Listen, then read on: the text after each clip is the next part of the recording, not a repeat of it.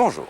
C'est aujourd'hui le studio dont on parle le plus et pour deux raisons. D'abord parce que c'est le premier en 70 ans studio de cinéma qui a été créé à partir de rien.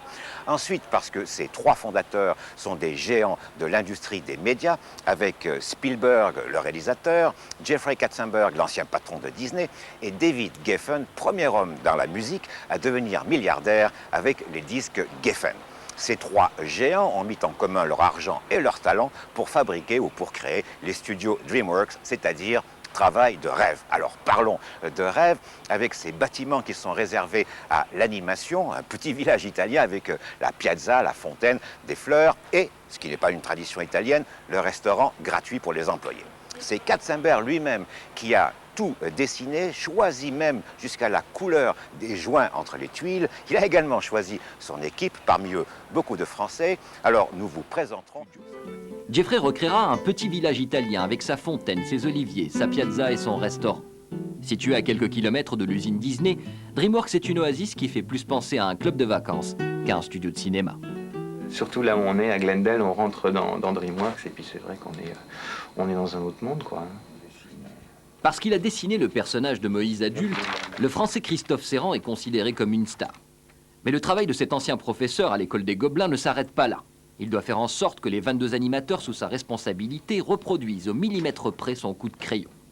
Parmi tous ces artistes, Cinzia Angelini, une des rares animatrices italiennes.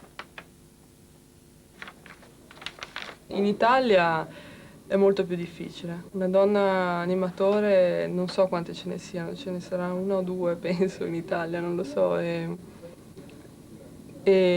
di solito si viene subito incanalati verso altre direzioni tipo clean up o coloritura, questo tipo di cose che sono da donne.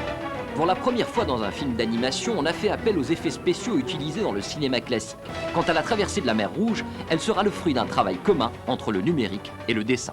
L'ordinateur reste quand même un outil, quoi. C'est pas, il y a une dizaine d'années, c'était surtout...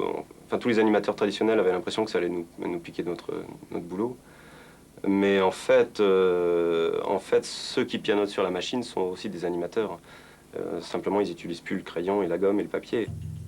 Depuis qu'il est à Los Angeles, Rodolphe Guénoden s'est mis aux blondes, faute de trouver des brunes. L'ancien élève de Christophe Serrand, diplômé des Gobelins lui aussi, n'a pas son pareil pour dessiner les femmes.